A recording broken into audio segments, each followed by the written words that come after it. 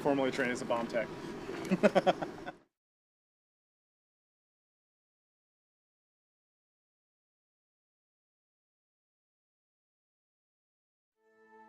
We come from a long line of farmers, and there's a sense of pride, but there's also a significant amount of pressure. Farmers have to take care of their physical and their mental health, because what's a farm without a farmer? Watching the sun come up, that's my time. I can have a cup of coffee, and every day's a new opportunity. That's cool. Your hand's gotten so Yay! Don't forget to check in on yourself. Love your mind.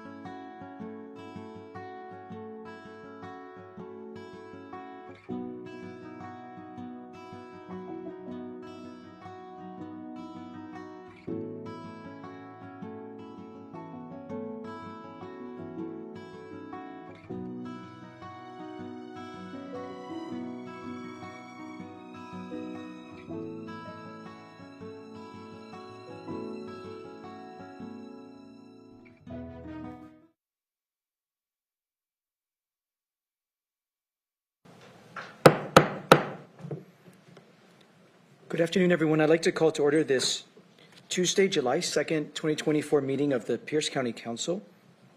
The time is 3:03 p.m. Madam Clerk, will you please call the roll? Yes. Councilmember Campbell. Here. Councilmember Krueger. Here. Councilmember Denson. Here. Councilmember Herrera.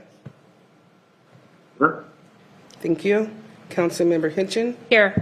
Councilmember Morrell. Here. And Councilmember Mello. Here. There are 7 members present, Mr. Chair. We have all 7 members present and a quorum. Item number 3 is our Pledge of Allegiance to the flag, our moment of silence, and our land acknowledgement. Please join us in the Pledge of Allegiance to the flag, followed by a moment of silence dedicated to our men and women serving overseas in the military, and then the land acknowledgement. Please rise for the Pledge of Allegiance. I pledge allegiance to the flag of the United States of America and to the republic for which it stands, one nation, under God, indivisible, with liberty and justice for all.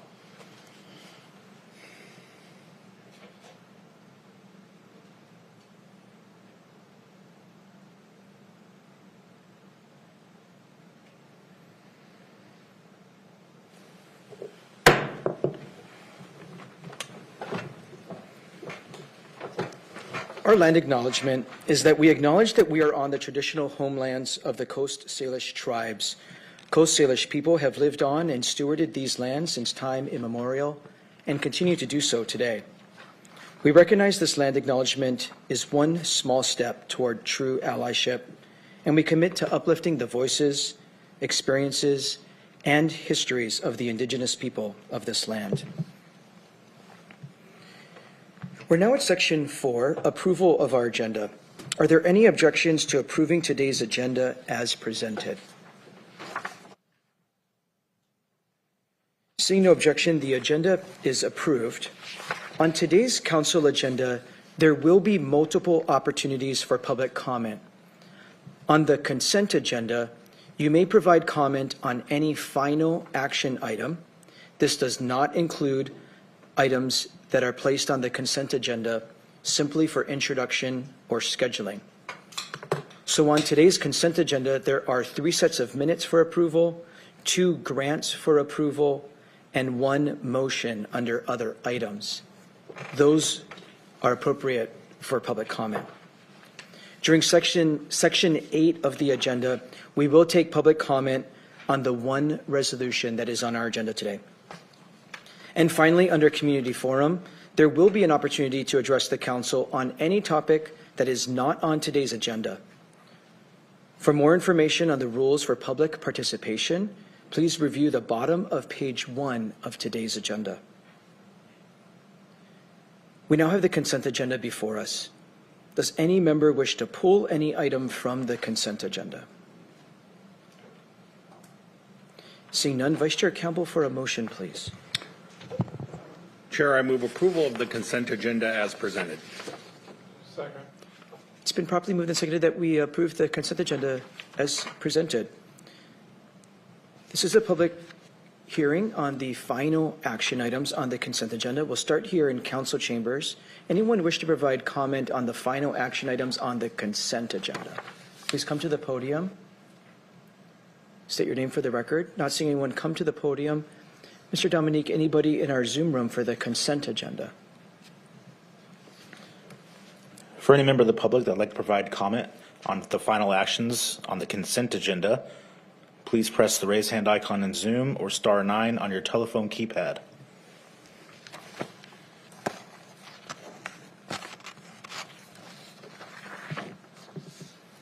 There are no hands at this time, Chair. Seeing no hands, we'll close the public hearing, bring it back to the council. Madam Clerk, will you please call the roll on the consent agenda? Councilmember Krueger. Aye. Councilmember Denson. Aye. Councilmember Herrera. I didn't hear him. Councilmember Herrera. Aye. Thank you. Thank you. Excuse me, sir. Councilmember Hitchin. Aye. Councilmember Morrell. Aye. Councilmember Campbell. Aye. And Councilmember Miller. Aye. To be felt that the roll call vote is 7 ayes and 0 nays. On a vote of 7 ayes and 0 nays, the consent agenda is adopted. Item 6 is messages from the executive and other county elected officials. There are none today. That brings us to Section 7, proclamations, recognitions, awards, and presentations. Today, the council proclaims the month of July 2024 as Park and Recreation Month here in Pierce County, Washington. And I'd like to invite the following recipients to the podium as Councilmember Morrell reads the proclamation into the record. Kyle Wintermoot, who I don't see here in chambers, and I don't know that I see him on Zoom room, but Nisha Thomas Schott. We see Nisha in our Zoom room. Thank you, Nisha. Nisha is a Parks and Recreation Manager. John Laffery with Parks and Recreation, a manager there. Nicholas Tosaya, Nicholas Tosaya, also a Parks and Recreation Manager, and Andrea Clay, also with our Parks and Recreation Division. Welcome to all of you on Zoom and here in chambers. Councilmember Morrell to read the proclamation into the record. Thank you, Mr. Chair. This is a proclamation of the Pierce County Council proclaiming July 2024 as Park and Rec Month in Pierce County, Washington. Whereas in 2009, the U.S. House of Representatives recognized the importance of parks and recreational facility and expressed support for the designation of the month of July as National Park and Recreation Month with House Resolution 288. And whereas the significance of National Park and Recreation Month is not just a national observance, but a local celebration in Pierce County, our community, like many others across the nation, thrive on the access to and enjoyment of outdoor spaces, which is at the heart of a quality of life people experience in the Pacific Northwest.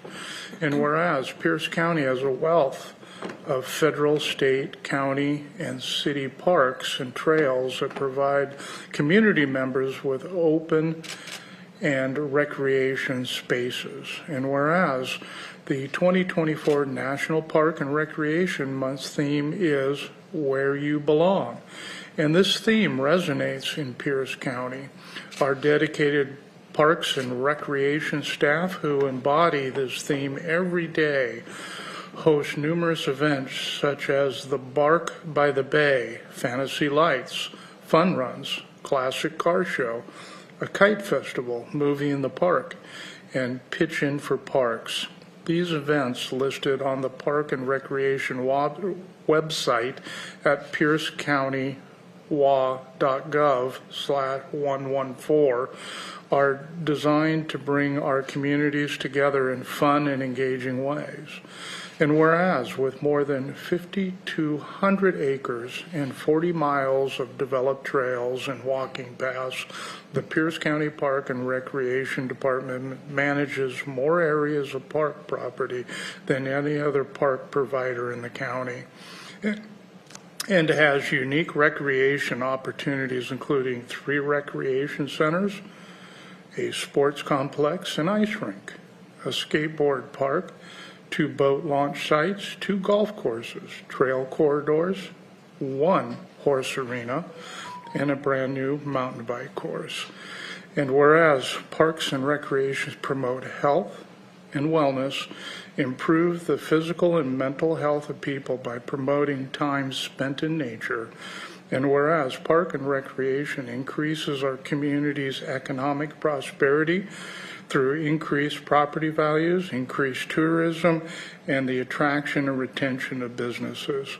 Now, therefore, be it proclaimed on this 2nd day of July, 2024, by the Pierce County Council that July is Park and Rec Month in Pierce County, Washington. Let's give them a round of applause.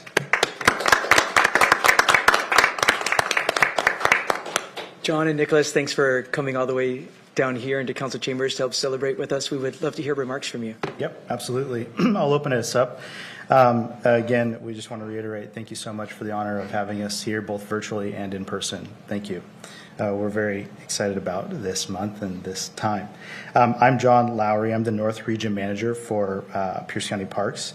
My region includes North Lake Taps Park, the Foothills Trail, Riverside Park, Trek at Tahale, Pioneers, and Pioneer Cemetery. We also have over 2,000 acres of natural area we monitor and maintain, as well as the up in the Carbon Corridor. And lastly, we have the Plateau Park in Bonnie Lake, which is undeveloped and slated for master planning in the future. I oversee the maintenance and operations for the region.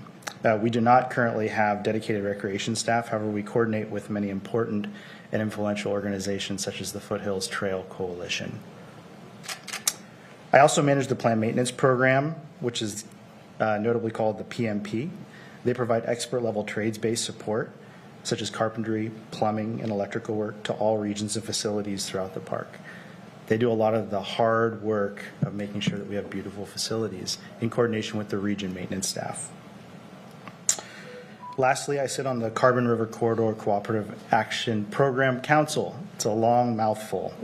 And I lead the Natural Lands Violation Committee of that. They're slated and tasked with implementing the Cooperative Action Plan over 10 years. I'm passionate about people, building community, and seeing a direct impact on the work that I do. I believe that Parks and Recreation gives us, as managers, that opportunity. I'm from the area, and I have many fond memories, particularly playing and recreating in East Pierce County. I feel very fortunate that I get to be in a position to now manage the areas that I grew up playing and recreating in.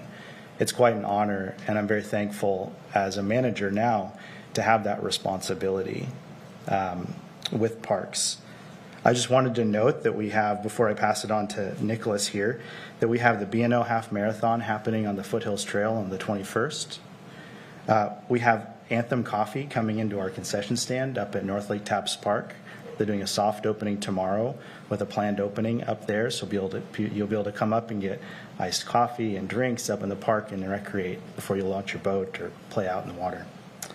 Our BMX track and disc golf course is full and booked nearly every single weekend all the way until October down at Riverside Park. And we had a very successful grand opening for the Trek at Tahale. Thank you for those of you who spoke at our event. Nicholas? Thank you. So I'm Nicholas Tosaya. Thank you all for having us out. We really enjoy a chance to come out here and address all of you. So I'm the South Region Manager, so the South Region of Parks goes all the way out to Ashford County Park. I go as far north as Heritage Recreation Center and Meridian Habitat Park, and Cross Park in Frederickson, and of course Frontier Park, where we have our horse arena. And really enjoy working with Pierce County Parks. We are so widespread. We get to help and enjoy the communities throughout the area. A lot of them don't have other recreation activities or places to go for recreation, so we get to be that provider for them and put on lots of activities and events. Being a manager is amazing because I get to see both the recreation side and the maintenance side come together to provide these fantastic opportunities for the community. This is something that is really passionate about, that everybody gets the opportunity, and then enjoying the maintenance side, you get to see, especially like the passive use, people come through, they enjoy the trails, they enjoy the amenities that we have, and that really comes through the smiles on everybody's faces when they're out at our sites. And then when we have events, the immediate gratification there when everybody's just enjoying everything we do. Speaking of things that we do, we have our Movies in the Park coming up. That'll be July 12th and July 19th. And we get 250 people or so at that each time, and that's a lot of fun. And then we have our Deep Roots Day Camp coming up. So starting on Monday, we'll have a lot of campers out at Meridian Habitat Park, and we're really excited. So thank you. And with that, I will pass it on to Nisha. Thank you. Nisha, welcome. Hi there. Hopefully you can hear me okay. We can hear you well.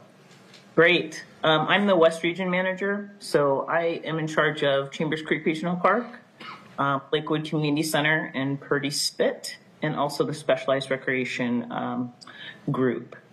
I really like the work that I do because I really like serving the public, especially those in marginalized communities. Really enjoy that work. The things I like most about Pierce County Parks specifically are things that have already been named, our diversity and amenities, the unique special events that we do, like the Kite Festival and Bark by the Bay, which is actually coming up. And that's one of the things I wanted to highlight very quickly. So that is our K9 event at Chambers Creek Regional Park on July 13th from 10 a.m. to 3 p.m. And we're expecting about 5,000 people and about 4,000 dogs. I would encourage you all to come out. We will have demos. We will have dog art projects, dog races, a costume contest, dog portraits, vaccinations, and adoptions. It's a pleasure to be here virtually today, and I will pass it over to Andrea. Thank you, Nisha. Good afternoon. Thank you for having us. I am Andrea Clay. I am the Central Region Manager, and that houses Sprinkler Recreation Center, Spanaway Lake, Lake Spanaway Golf Course, and then our small park system, which is Gagne, Dawson, Lidford, Swan Creek, and quite a few others. So I am so happy to be here this afternoon to talk a little bit about the region, the amazing things that my team is working on this month for you. We do have an event taking place on Saturday, July 27th, which is part of Trails Day. Be out here at Breezeland Forest. We are also hard at work providing summer life to teens out here in the unincorporated Pierce County to provide them opportunities to get out and do things that they probably will never be able to do. And so we get to take them out to community, we get to take them on field trips, and expose them to a variety of things out and about in nature. One of the things that I love about parks is I'm a quote kind of person, and I love to find inspirational quotes. And I used to have a tagline on my email that said, we put on the events and programs that end up in scrapbooks.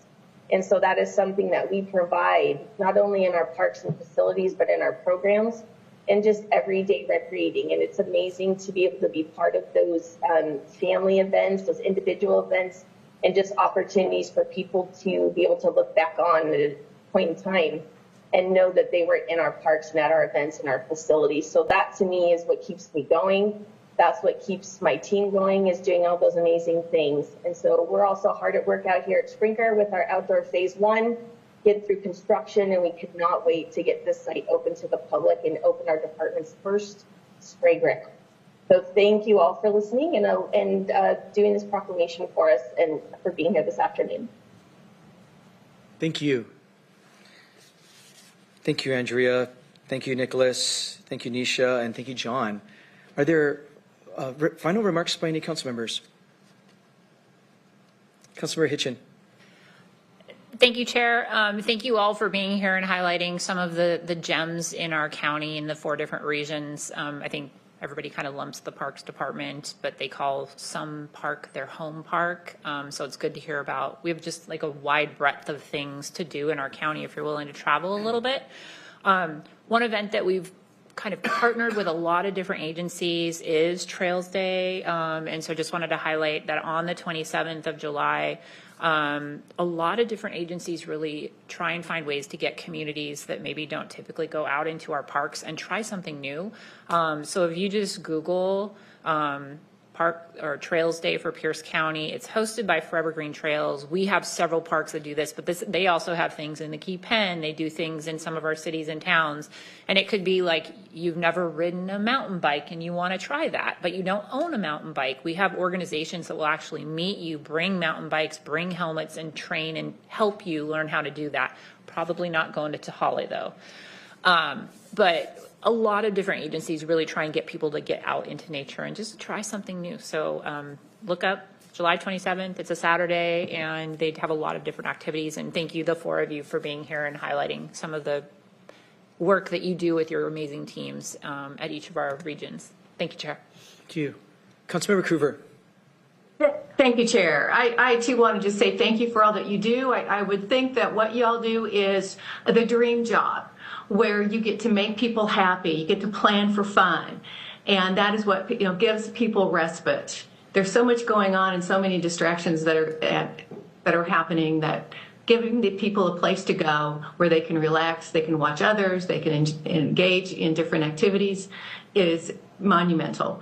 And I wanted to say, I happened to be at the grand opening for the dirt bike at Tahale. Well, not the grand opening, but the day it first opened. I guess that must have been the trial. Great sign, and the people that were going, and they all loved it. And I don't own a mountain bike. I don't have the knees or ankles to be able to do that anyway, but it certainly looked like a lot of fun, and everyone was, giving, good indications that they enjoyed the ride. So thank you for all that you do. And I know that Frontier Park is kind of hard to keep up with. I appreciate out there. It's a lot of rural things. So anyway, thank you so much. Thank you, Chair. Thank you.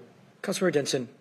Thank you, Chair. I was going to start off by saying something similar to Councilmember Krueger. You can tell the passion that you all have for your work, and it sounds like really fulfilling work, but also work, that probably is something that you would do anyway in terms of recreating and being outdoors and making people happy. So we really appreciate it. There is so many gems in our park system, and I love telling people, in my district and other districts that I come across, like, did you know we have an ice skating rink, for example, or we've got these golf courses and disc golf and dog events, and there's just so many, and the trails. I mean, I know people that lug their bikes a long way to go on the trail systems because, it's hard to find a safe place to ride either by yourself or with your family.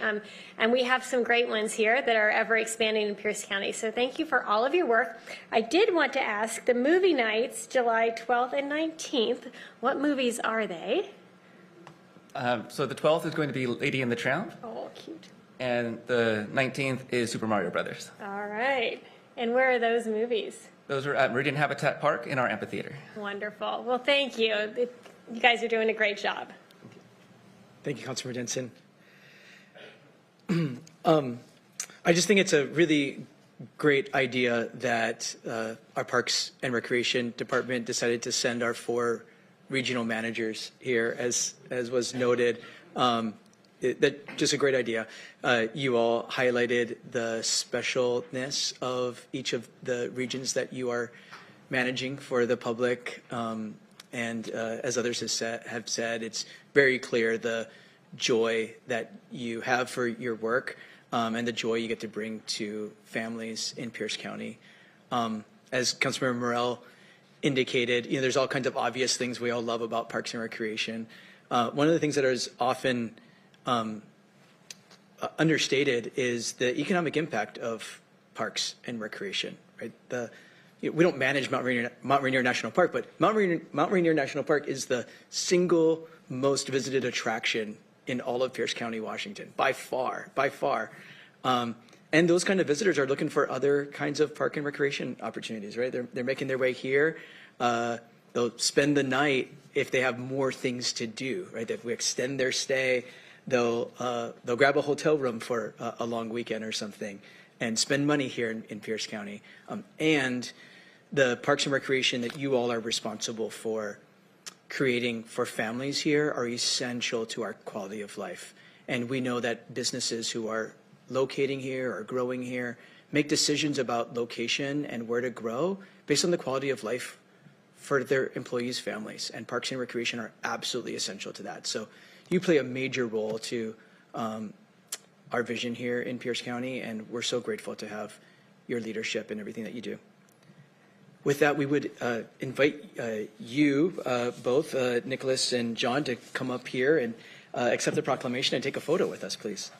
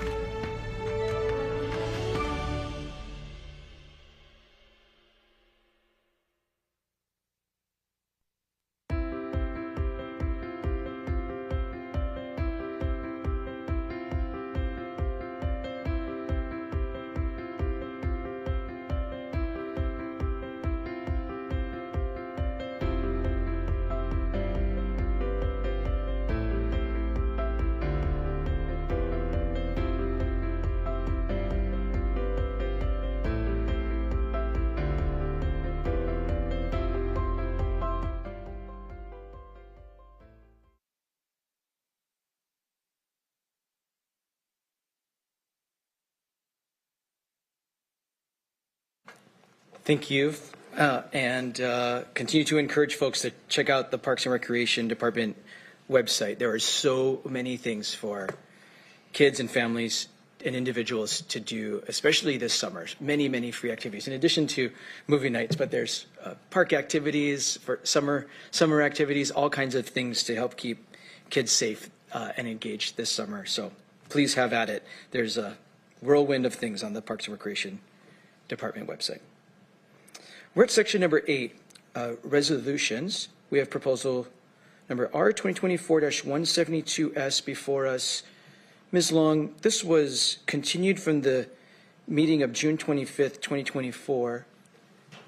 Ms. Long, should I ask for another motion or to be read into the record, or what's the proper procedure here? No, you would go through the motion to put it on the table and second and treat it as new to this meeting. Thank you. Councilmember Hitchin for a motion, please. Thank you, Chair. I would like to move R 2024-172S. Second. It's been properly moved and seconded that we adopt resolution 2024-172S. Madam Clerk, please read the title. Thank you. Proposal number R 2024-172S, a resolution of the Pierce County Council approving the Homeless Housing Program 2024 through 2025, funding recommendations of the Pierce County Human Services Department and the Homeless Document Recording Fee Advisory Group. And this is continued from the June 25th Council meeting. Thank you. Before I ask Ms. Merrick to brief, Mr. Dominique, is there anyone from the Human Services Department in the waiting room to be bumped just in the event we need them to answer a question or hear remarks by council members? I believe I see Devin in the room, and I just promoted her. So we'll see if she joins. Thank you. We are expecting department staff here today. So I'm going to call on Ms. Merrick to brief the council. Yes, and Chair Mello, we'll just note the department did send us an update that Devin and John would not be available, but their deputy director, Chris Cooley, would be.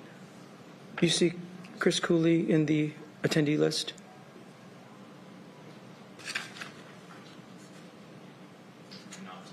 Okay.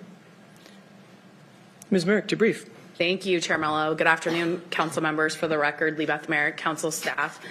Before you is Resolution 2024-172S, as stated by the clerk in the title. This proposal approves the Human Services Department and the Homeless Document Recording Fee Advisory Group's 2024-2025 Homeless Housing Program recommendations. This comes to you from the Health and Human Services Committee with a due pass as substituted recommendation and is continued from last week's council meeting. For some background, the Homeless Housing Program, also known as HHP, is the county's largest regular funding opportunity for homeless services. The program is administered by the Human Services Department and is funded through a variety of local, state, and federal funders. The funders for the 24-25 program are the Department of Commerce, Tacoma Housing Authority, Housing and Urban Development, and the City of Fife, with the Department of Commerce contributing nearly $15.4 million in total funding. All of these funds are deposited into the county's Housing and Homeless Fund, which is a special revenue fund. For the 24-25 HHP program, the budget ordinance directs the Human Services Department to present the draft request for proposals to the council for review prior to publication, consult with the Comprehensive Plan to End Homelessness Implementation Advisory Board or the Tacoma Lakewood Pierce County Continuum of Care Board, and use the goals and strategies from the county's Comprehensive Plan to End Homelessness to develop the funding recommendations. And lastly, the budget directs the department to present their funding recommendations to the council for authorization via resolution. The draft RFP was sent to council for review on February 16th, and it was publicly released on February 22nd, 2024, with applications due on March 22nd, 2024.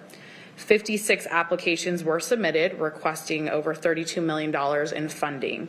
The Human Services Department created a scoring rubric for evaluating the applications, and they report that they invited the Implementation Advisory Board members that didn't have a conflict of interest to evaluate applications. The application evaluation committees consisted of jurisdictional representatives, subject matter experts, and individuals with lived experience.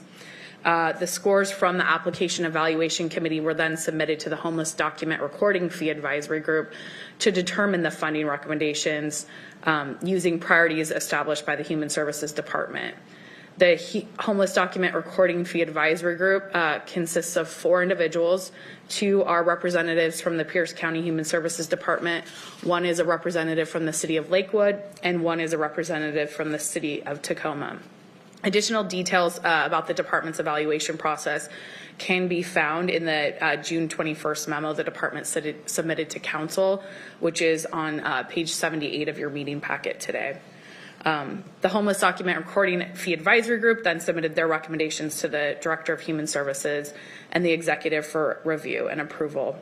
No changes were made by either one of them. So the proposal before you approves $17,671,884 in funding recommendations from the Human Services Department and the Homeless Document Recording Fee Advisory Group for the 24-25 homeless housing program. The recommendations can be found starting on page 63 of your packet, which is Exhibit A of the proposal, and include funding for 7 different categories. So you'll see that the outreach funding starts on top of page 63 of the packet, which is page 1 of your exhibit. Day shelter funding recommendations are on top of page 66 of your packet, which is page 4 of the exhibit. Safe parking is top of page 67 of your packet and page 5 of the exhibit. Next is overnight shelter, which is at the bottom of page 30 of your packet, page 5 of the exhibit. Then you have the transitional housing funding recommendations, which are at the bottom, start at the bottom of page 73 of your packet and page 10 of the exhibit. Next is rapid rehousing. Those recommendations start at the top of page 73 of your packet, which is page 11 of the exhibit.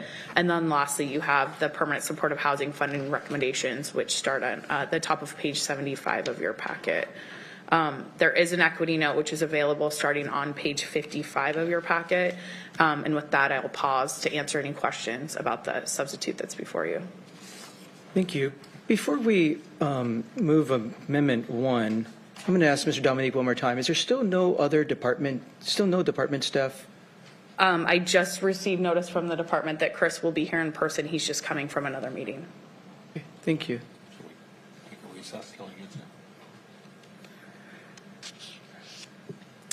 Maybe let's move through the public hearing and see. Let's see if members have questions of the department. We may have to do that if we can't answer the questions. Councilmember Morrell?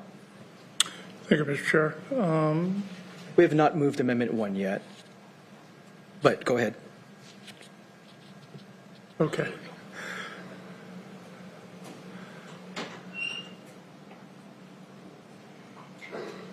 We were waiting for you. Thank you.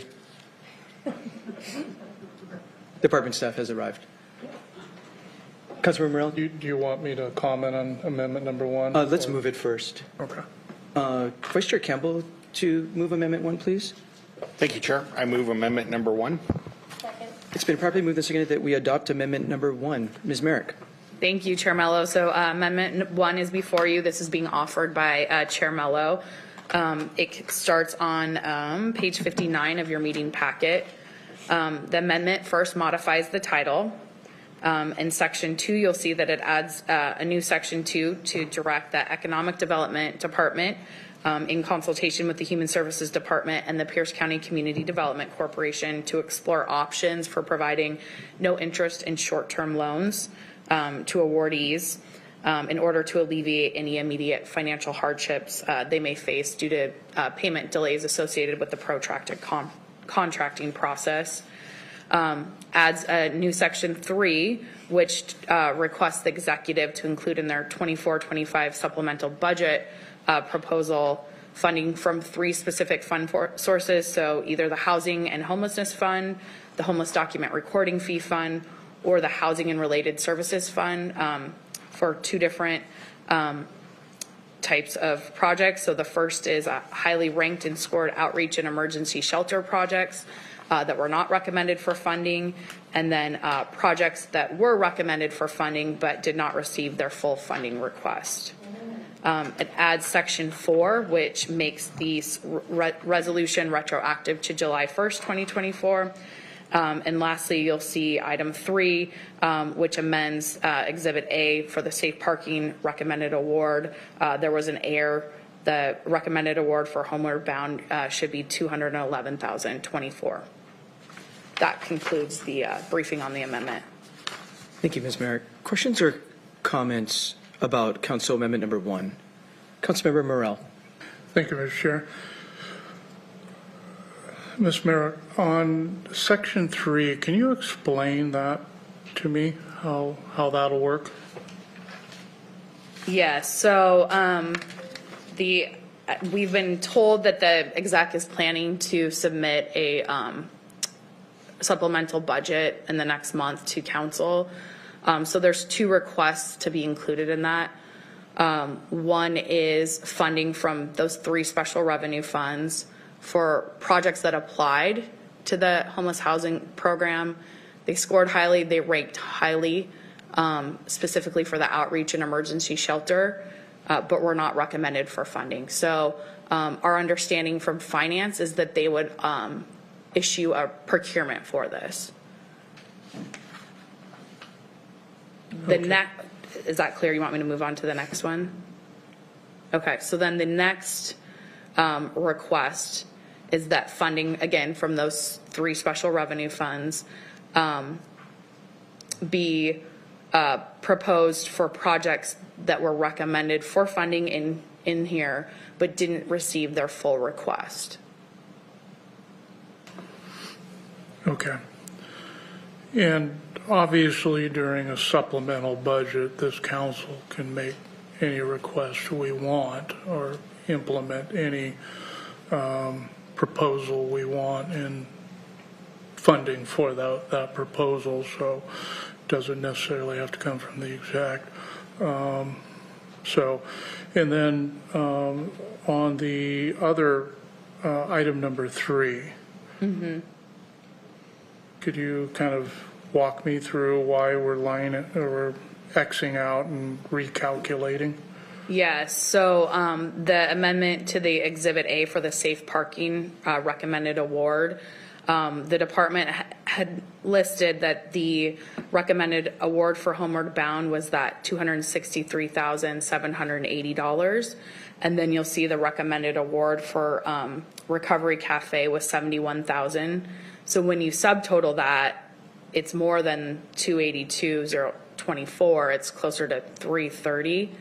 And so we asked the department, there's a math error. Can you tell us where the error is? And they confirmed that the error is on the recommended award for Homeward Bound. That should actually be that 211,24. Okay, so that was just a math error. It wasn't that we're readjusting the amount. Correct. Because we feel like the amount's not worthy of that. Okay. Yep, you'll see that the subtotal is unchanged. Okay. But Mr. Chair, as I indicated earlier, I might have some concern about Recovery Cafe. I think we're getting the horse in front of the cart in front of the horse on this one, and I don't want one of my jurisdictions to feel that pressure. So anyway, thank you. Thank you, Councilman Morrell. Thank you for asking those good questions. I wanted to come back to your first question, which I think is a good one. We are the budget writers here in county government, as you so correctly note.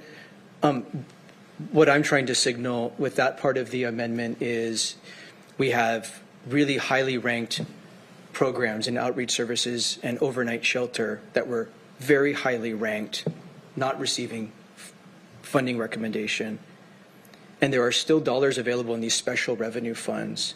And instead of waiting to a supplemental budget adoption, which won't happen till mid to late August of this year by council, instead of waiting all that time, I'm trying to suggest that we signal to the executive that we should do a procurement with these special revenue funds to these very highly ranked projects, because the need is, we know the need is so great. So executive, Human Services Department, can you start doing that now instead of waiting to the very end of August? to move everything along a little bit. That's the thinking. Thank you for asking that.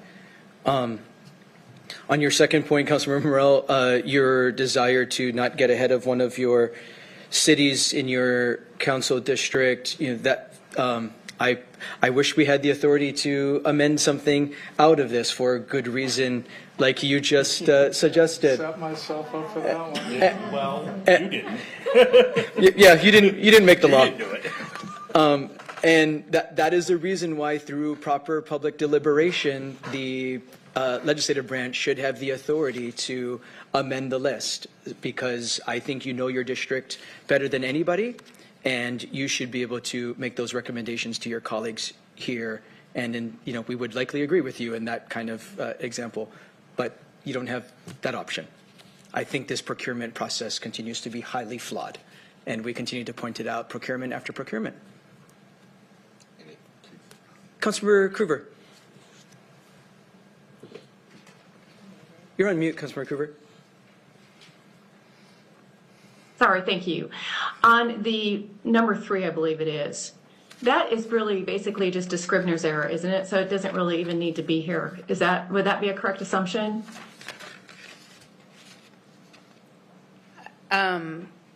We correct things when we see flaws like this of totals. I think it could be Yeah, it's not a big deal.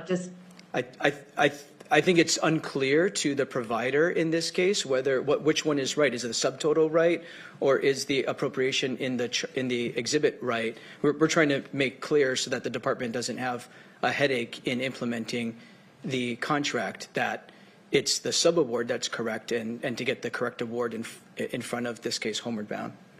Right, I understand that. I was just thinking it's kind of another step in the process. And I'm curious on the direction to look for funding to tide agencies over. Is there an idea of where the looking would happen? I'm just not aware of funding available in this kind of amount that would be beneficial and that would take for the time it would take to look for that. The language in the amendment is to look at those 3 special revenue funds that are identified in the amendment. Okay. Thank you, Chair. Thank you. Any other questions or comments about Council Amendment number 1?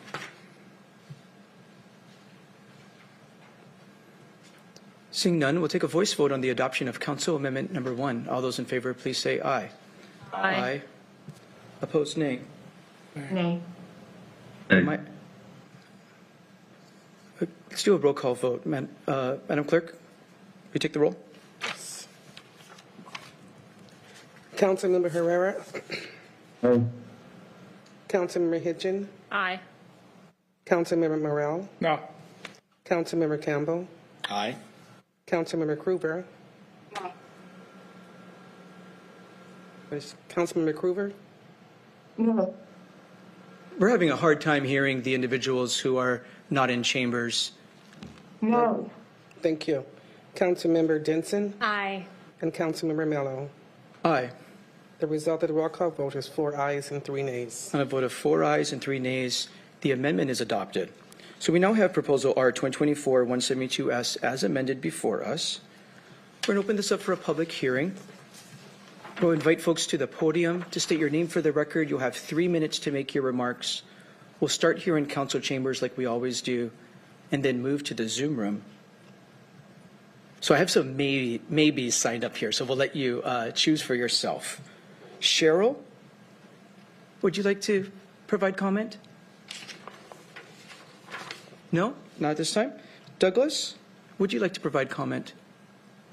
Okay. Welcome. Please state your name for the record. You have 3 minutes to make your remarks. Then we have Jake, now, then Dion Jacobson. Hi, my name is Dr. Douglas Charvey. I'm the Director of Social Services for the Salvation Army of Tacoma.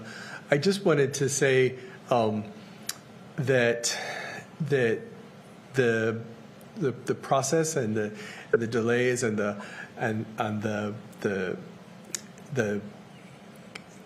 continued kind of slowness of the whole issue makes us very nervous. And I just want to speak for me and for our other organizations in Tacoma that are really fighting hard for homelessness and for these issues that we're trying to meet.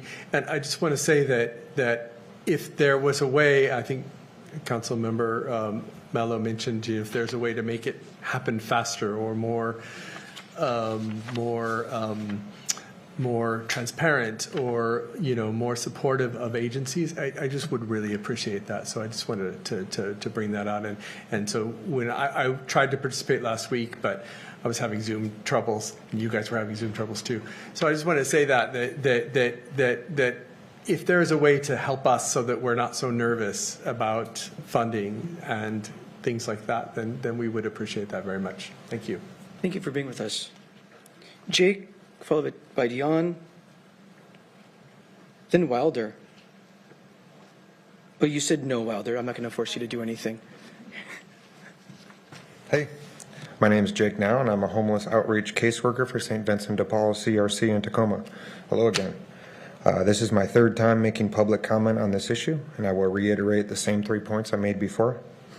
Number one, some of the funding recommendations you are voting on, specifically the $0 recommended to St. Vincent de Paul's outreach project, are hard to make sense of, and the explanations and justifications offered for our $0 recommendation are pure nonsense. Number two, nonetheless, I, with St. Vincent de Paul's support, have said twice and now say a third time, please vote yes. Because if your only choice is yes or no and you have no power to amend or change the funding recommendations, yes is the right vote. I asked for transparency, I asked for explanations, and I hope for an eventual system correction. But at no point did I say anything about voting it down. I said the opposite. And after this vote, if the spirit so moves you, please do consider directing some of the local documenting fees and unspent American Rescue Act funds to our much-needed street outreach services, or even our day shelter, our emergency hotel overnight sheltering projects. At St. Vincent de Paul's, any contribution will be money well spent. Third, and finally, please take note that every time I've spoke about St. Vincent de Paul's outreach project, about being slighted, overlooked, and recommended nothing, I've never threatened to quit doing the work if we didn't get our way. Again, I've said the opposite. I said even with no outreach funding, we'd find a way to keep showing up and serving our on-house Pierce County neighbors. And we will. We could do so much more though. Double or triple our impact if properly funded. We could increase access, supplies, and resources, afford a third full-time staff to join our outreach team, get our own outreach vehicle instead of using my personal van. We could do so much more. But even as presently constituted, we are committed to the work. With consistency and kindness, our St. Vincent de Paul outreach team will show up for, connect, and build community with our fellow humans experiencing homelessness, even if you never fund us. If you can't see the value in that, then we have very different values. Thank you. Thank you. Dion?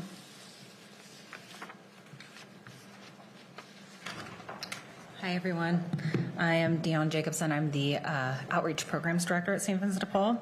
And I just wanted to say that being a small org, the delays in funding do hurt us. The delays in these contracts being executed, it does hurt us.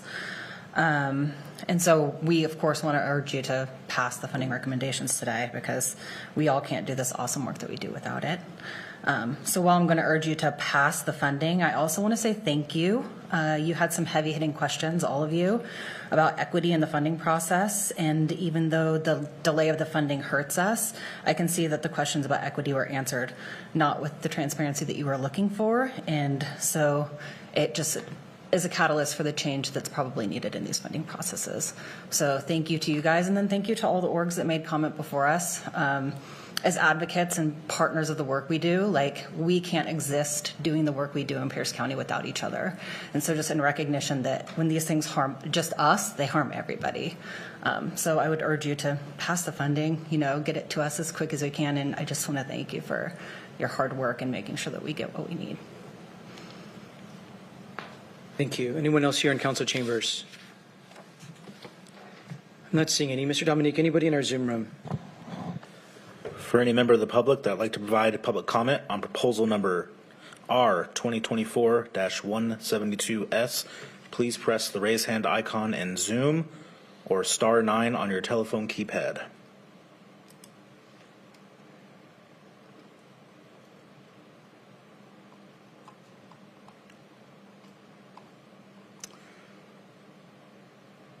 There are no hands at this time, Chair. With no hands, we'll close the public hearing, bring it back to the council. Are there final remarks by council members? Councilmember Hitchin. Thank you, Chair. Thank you all, the service providers that are on the line and in community for stepping forward and going through this process with us. Mr. Cooley, while you're in the room, and everyone, we saw during a PowerPoint during one of our committees of the whole that there's a belief with finance that they can do contracting in 3 weeks. We saw it in writing. It's on a PowerPoint slide. So I'm going to implore that if we believe we can do that with ARPA dollars, that we really work to be intentional about getting these dollars out as quickly as we possibly can. I assume they put that number up there with some thinking because they've been working on contracting for a while. So there has been, I hope, some improvements in that, but we really want to get the dollars out the door so that we can be ready when winter comes, so that we can be ready to get outreach going right now, that we can get services funded that are already happening instead of paying for things after the fact in month-long delays and sometimes months. We still have things under process from the budget we passed in 2023. So it's one of those things that I just really implore that between finance, risk, the execs, human services, and prosecuting attorney, those are the ones that I'm aware of. There could be more, that you work together to get these contracts done and processed and started up as soon as we possibly can so that these small and large agencies can continue to do the work that they're doing.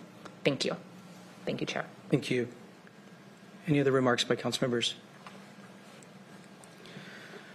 Well, thank you to the council for the additional week. This is $17 million, a little more than $17 million of public dollars. And I know the council takes our responsibilities incredibly seriously for appropriating dollars.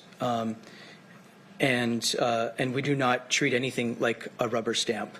So we take our jobs very seriously. We needed to understand what's in front of us, understand the equity and process issues that were raised, and questions about folks ranked really high, 2 and 3, in several categories who were not awarded funding. That's a baffling question that we did not have answers for walking into the hearing yesterday for final approval. Again, the council does does not think it's a rubber stamp for any decisions, especially $17 million plus public funding decisions. Look, I'm going to urge adoption today because the providers that are being awarded funding are critical to the delivery of services in our homelessness ecosystem. They do incredibly essential work, and they need the money ASAP, as Councilmember Hitchens said. And while I'll be voting yes, this process needs significant improvement. I don't think the Human Services Department should be proud of the effort that is in front of us. It is not transparent. It is not clear. There is not clarity about how we got to these decisions, and it's not transparent.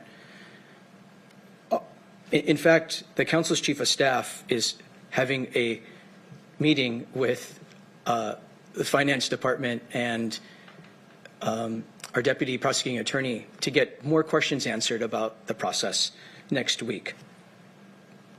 Be it as it may, I'm still going to be voting yes because, again, there is a lot at stake, and these services need to get out the door. But I really expect the Human Services Department to take a long look in the mirror and to do some serious process improvements in consultation, both internally and with the Deputy Prosecuting Attorney's Office and the Finance Department. Look, we put so much strain on our human services providers, in this case, our homelessness partners and providers, to get something to council for a July 1 effective date. The department knows that council staff and the council needs 30 days to process any any legislation. That is well documented and well clear and well communicated to every department in Pierce County.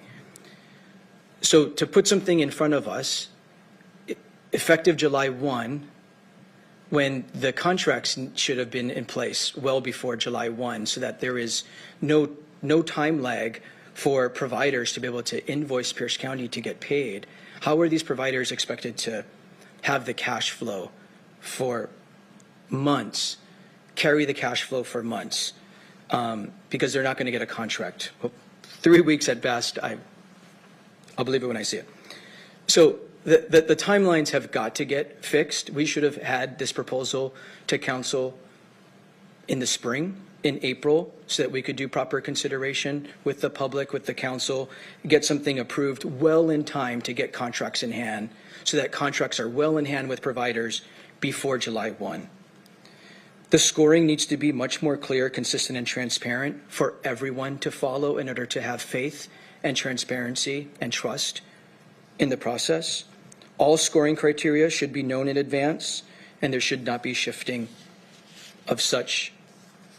It's got to be much more clear and transparent. And contract start dates must be sooner, so that we limit the strain we're putting on our providers. Those are just some. My colleagues daylighted other questions in the hearing last week about significant process improvements, and I really expect that the Human Services Department take the feedback that they've received from council over the last 2-3 weeks, and before from our council staff for many weeks before that, very seriously, and do some significant corrections to the procurement process, because they have very important work to do on behalf of very vulnerable people for many more procurements to come. With that, Madam Clerk, will you please call the roll on Resolution 2024-172S? Councilmember Hitchin. Aye. Councilmember Morrell. Aye. Councilmember Campbell. Aye. Councilmember Krueger. Aye. Councilmember Denson. Aye. Councilmember Herrera. And Councilmember Mello. Aye. The result of the roll call vote is 7 ayes and 0 nays. On a vote of 7 ayes and 0 nays, the resolution is adopted. There are no ordinances today. We're at Section 10, Community Forum. Community Forum is an opportunity for members of the public to address the council on any topic that is of significance to or affecting Pierce County government and that did not appear on today's agenda. There is a 3-minute time limit. Please state your name if you would like it on the record and address all your comments to the chair. We'll start with those in chambers. Anybody in chambers wishing to participate in Community Forum? Not seeing any. Mr. Dominique, anybody in the Zoom room? For any member of the public who would like to provide comment during Community Forum, please press the raise hand icon in Zoom or *9 on your telephone keypad. And we have one hand at this time.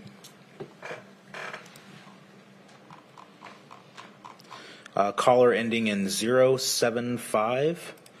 Please state your name for the record, and you have 3 minutes. Hi, this is Roxy Giddings. Thank you for taking my call. I just wanted to say that people that are following the purchase of the Parkland School out in Parkland and trying to get the community center up and running, we now have enough money that we have been able to get into the building, and it will be ours. We still have to pay a lot of money, but we're getting into it and getting it cleaned up and fixing the leak in the roof, and so we're well on our way to having our community center. We still need money. I'm not kidding. We need a lot of money, but we're working really well with the owner, and we're doing great. I just want to tell everybody that we're up and doing our thing, and we're going to have that community center, by golly. So thanks for putting your money in there. Thanks. Thank you. Very exciting news. Thank you.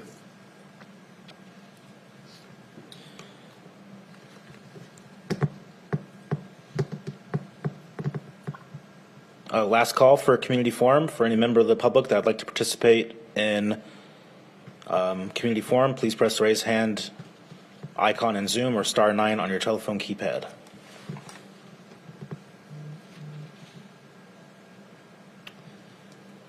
There are no more hands, Chair. See no hands, we'll close community forum. We're at section 11, other business and announcements. I'll start with notifying that the Office of the Pierce County Council and the administrative offices of Pierce County will be closed on Thursday, July 4th, in observance of the Independence Day holiday. Our office will resume normal business hours on Friday, July 5th, from 8:30 a.m. to 4:30 p.m. We'll also note that lighting fireworks in unincorporated Pierce County is allowed only on July 4th from 10 a.m. to 11:59 p.m. As always, check with your city or town for community-specific fireworks regulations. Fireworks complaints may be directed to the non-emergency complaint line at 253. You should save this number in your phone. The non-emergency complaint line, 253-287-4455. And in all seriousness, there's a lot of safety and security that we all abide by our fireworks regulations. Are there any other business or announcements by other members? I don't see any. Ms. Long, is there any other business for council this evening? Oh, thank you. Councilmember Cruver. Thank you, Chair. I just have a couple of things. One is to announce, in Eatonville, they have their fireworks show Wednesday night, and it starts at a little after dusk. And then on Thursday is the annual 4th of July parade that starts at noon. And the other thing I wanted to give notice about or discuss is that some people are wondering why I'm not in chambers, and due to restrictions that are on member communications, I kind of prepared a statement to share why I'm participating on Zoom rather than in chambers. And apparently Fox News is very interested on why I'm not in there. But my reasoning is how life is full of distractions and disruptions, and it's also full of memories and experiences that can trigger emotions or feelings associated with tangible items. And the majority party declares diversity, inclusion, unity, and family-friendly events and such with next week's Pride Proclamation, and it's now displaying that community's flag in chambers. And I just found myself at odds with my responsibility to focus on the people's business while in chambers and being distracted with the memories or thoughts that the flag creates in my mind. Because during my tenure down at the state from 2005 through 2012, there were many events that led to anger and division, and I'll start with this article that was in the Cooper Point Journal, and it's regarding Porn Week that heats up at Evergreen College. And there was nothing family-friendly about this article, and its hope was to increase the visibility of queer porn and to change the public's idea of queer sex from taboo to normal. Then there are pictures from Drag Queen Story Hours, and I don't understand why a grown man in fishnet is supposed to be entertaining to children. And also, this picture scares me, and I can't imagine what it does to children. Again, no family value. And there are pictures that I wish I could get out of my mind, like a mom taking her toddler to watch a bent-over adult shake and shiver with what appears to be a naked backside, and that is not family friendly. And I've got a little girl looking at grown men dressed in BDSM leathers wearing neoprene dog masks. In my world, that is child abuse. And then I'm pretty sure that children can read the background where, again, we're looking at a show going on, and in the back it says, it's not gonna lick itself. Again, not family friendly. And then you've got more BDSM type things, and I don't want to think about what's going on in that. And then, again, more. And also, I have, I won't show this, but it is the forearm that the muscle has been removed and used for another part. And then also, I've got 23 LGBTQIA2S plus flags that are being used. The one that is being used there in Chambers is the, Intersex Progress Pride. I don't even know what that is. And I don't feel compelled to learn that. And there are 145 days out of 365 that are dedicated to the LGBTQIA25S plus, or 2S plus. And that's 39.7% of the year. And I prefer to avoid confusion and distractions and interfere with my participation in meetings and responsibility to my constituents. And so that's why I'm Zooming, in order to, do my duty for my citizens, my constituents. And thank you for your understanding. Thank you, Chair.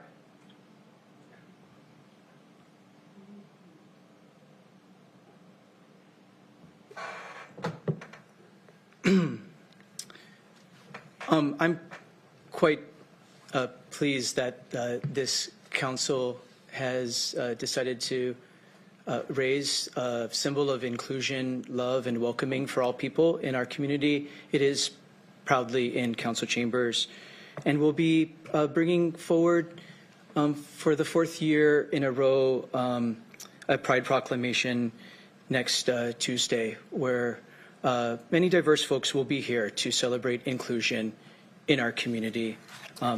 It is a symbol of inclusion, love, and welcoming for all people. And I would encourage us to look at the diversity and humanity of the community that we are trying to lift up, and not continue to other the community, because those kinds of statements and attacks really is dangerous and causes tremendous harm to folks who are very vulnerable, and has been demonstrated to cause significant harm to folks' mental health, suicide rates, and other very dangerous acts in our community.